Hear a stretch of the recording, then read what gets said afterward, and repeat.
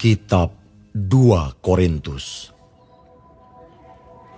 dari Paulus, yang oleh kehendak Allah menjadi rasul Kristus Yesus, dan dari Timotius saudara kita, kepada jemaat Allah di Korintus, dengan semua orang kudus di seluruh Akhaya. Kasih karunia dan damai sejahtera dari Allah Bapa kita dan dari Tuhan Yesus Kristus menyertai kamu. Terpujilah Allah Bapa Tuhan kita Yesus Kristus, Bapa yang penuh belas kasihan dan Allah sumber segala penghiburan,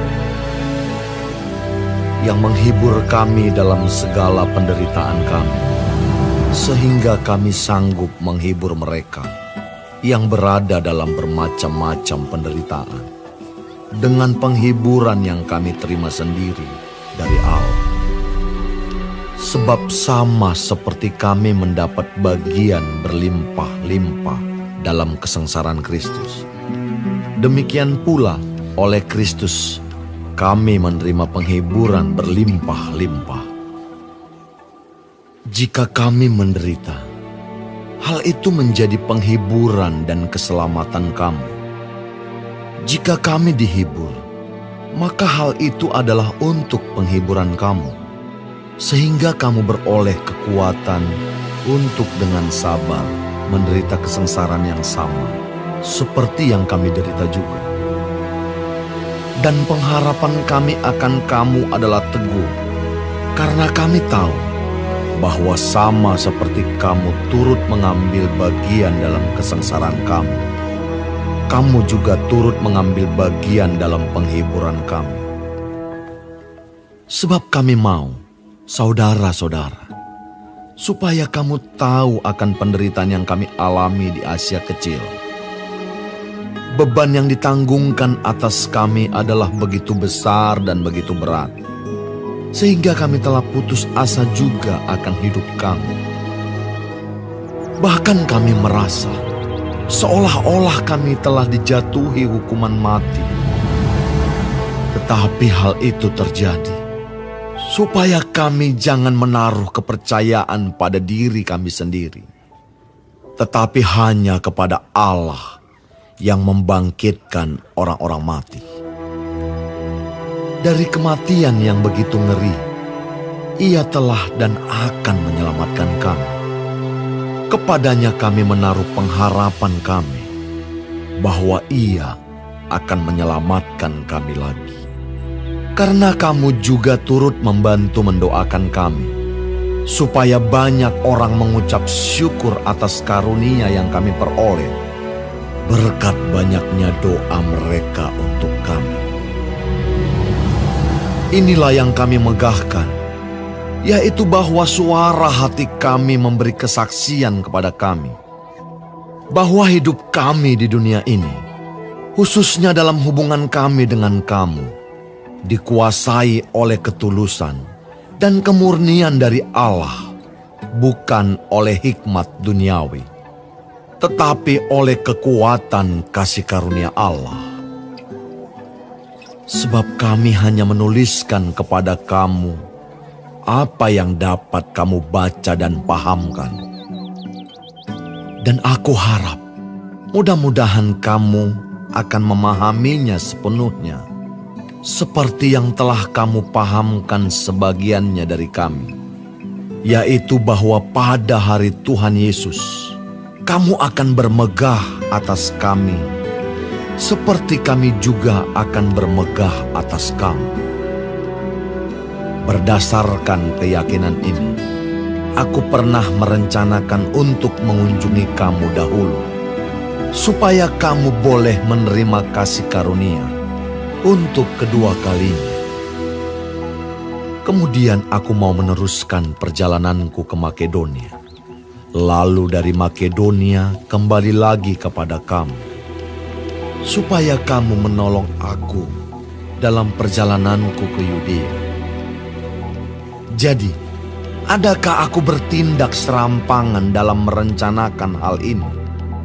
Atau adakah aku membuat rencanaku itu menurut keinginanku sendiri, sehingga padaku serentak terdapat ya dan tidak? Demi Allah yang setia, janji kami kepada kamu bukanlah serentak ya dan tidak. Karena Yesus Kristus, Anak Allah, yang telah kami beritakan di tengah-tengah kamu, yaitu olehku dan oleh Silwanus dan Timotius, bukanlah ya dan tidak, tetapi sebaliknya di dalam Dia hanya ada ya. Sebab Kristus adalah ya bagi semua janji Allah. Itulah sebabnya oleh Dia kita mengatakan amin untuk memuliakan Allah. Sebab Dia yang telah meneguhkan kami bersama-sama dengan kamu di dalam Kristus adalah Allah yang telah mengurapi, memeteraikan tanda miliknya atas kita, dan yang memberikan Roh Kudus di dalam hati kita sebagai jaminan dari semua yang telah disediakan untuk kita. Tetapi aku memanggil Allah sebagai saksiku. Ia mengenal aku, bahwa sebabnya aku tidak datang ke Korintus ialah untuk menyayangkan kamu. Bukan karena kami mau memerintahkan apa yang harus kamu percayai, karena kamu berdiri teguh dalam iman.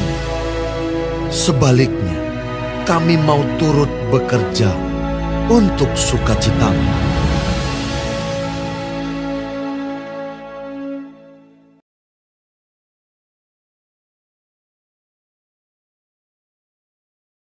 Shalom semua jemaat Tuhan. Kembali kita di dalam pendalaman Alkitab Clear Sight.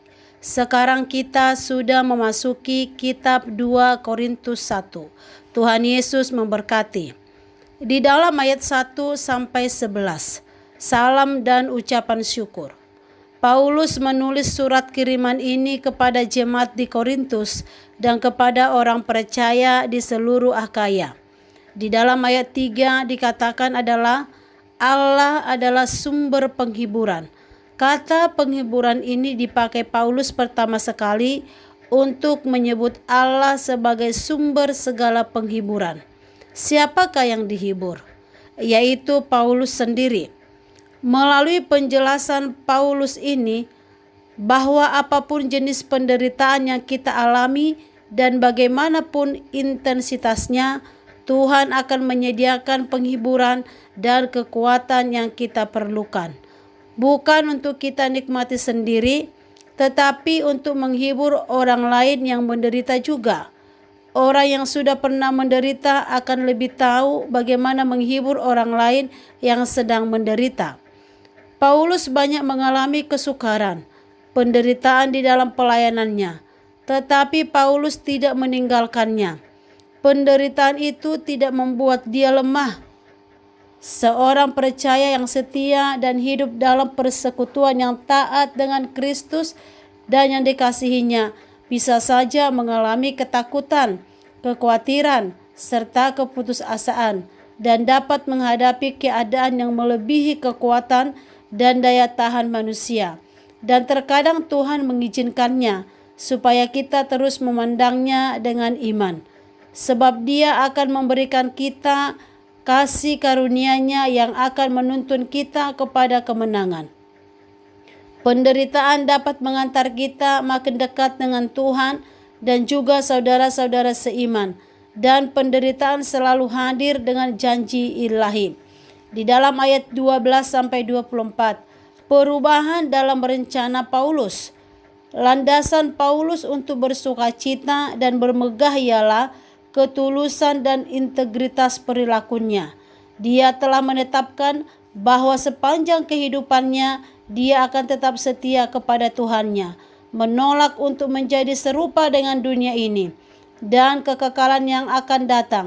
Sukacita kita yang terbesar ialah kesadaran bahwa kita telah menjalankan kehidupan kita dalam ketulusan dan kemurnian bagi Kristus Juru Selamat kita. Paulus mengubah rencana kunjungannya bukan karena dia pelin-pelan, tetapi karena ia tunduk kepada pimpinan dan kehendak Tuhan. Allah adalah saksi bahwa ia menunda perjalanannya demi kebaikan mereka, guna memberi kesempatan kepada mereka untuk memperbaiki masalah-masalah internal mereka. Sehingga ketika Paulus datang, masalah internal mereka sudah selesai, sehingga kunjungannya akan mendatangkan sukacita, bukan lagi untuk menegur kesalahan dan dosa yang akan ada di tengah-tengah umat itu. Di dalam kehidupan bergereja, kita perlu membangun persekutuan dengan penuh ketulusan, bukan dengan kemunafikan, dan tunduk kepada pimpinan Tuhan, supaya nama Tuhan dipermuliakan di dalam hidup kita.